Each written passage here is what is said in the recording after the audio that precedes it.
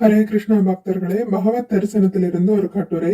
கணவனும் மனைவியும் எந்த ஒரு சூழ்நிலையிலும் பிரியக்கூடாது. புன்னாம் நோனரஹாத்யஸ்மாத் பிதரம் திராயதே சுத தஸ்மாத் புத்திர இதி புரோக்த ஸ்வயம் ஏவ ஸ்வயம்புவாம்.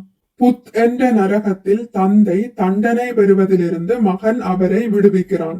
இதனால் அவன் புத்திரன் என்று அழைக்கப்படுகிறான். இந்த நியதியின்படி தாய்க்கும் தந்தைக்கும் இடையில் கருத்து வேறுபாடு ஏற்படும் பொழுது புத்திரனானவன் தன் தந்தையை தான் விடுதலை செய்கின்றானே ஒழிய தாயை அல்ல.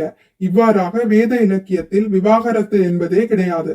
ஒரு மனைவி தன் கணவனிடம் எப்பொழுதும் விசுவாசமும் பதிபக்தியும் கொண்டிருக்கும்படி பயிற்சி அளிக்கப்படுகிறாள். ஏனெனில் எந்த ஒரு வெறுக்கத்தக்க பௌதிக சூழ்நிலையிலிருந்தும் விடுதலை அடைய இது அவளுக்கு உதவியாக இருக்கும்.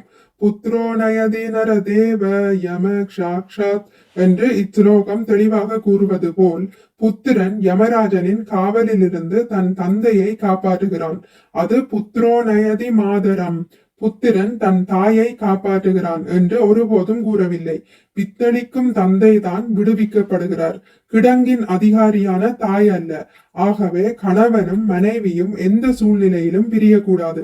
ஏனெனில் ஒரு வைஷ்ணவனாக தங்களுடைய புத்திரனை அவர்கள் வளர்த்து வருவார்களானால் அத்தகைய ஒரு மகனால் தன் பெற்றோர்களை யமராஜனின் காவலில் இருந்தும் நரக வாழ்வில் தண்டிக்கப்படுவதிலிருந்தும் காப்பாற்ற முடியும். ஸ்ரீமத் பாகவதம் 9ஆம் காண்டம் அத்தியாயம் 20 பதம் 22 பொருளுரையில் இவ்வாறு கூறப்பட்டுள்ளது. மிக்க நன்றி. ஹரே கிருஷ்ணா.